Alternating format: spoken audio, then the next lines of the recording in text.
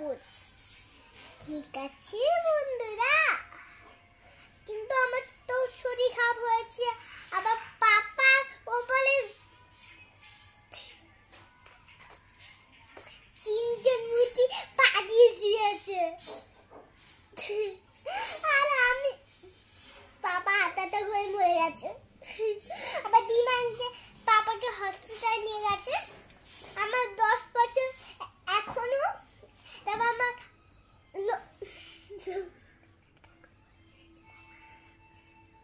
তারপর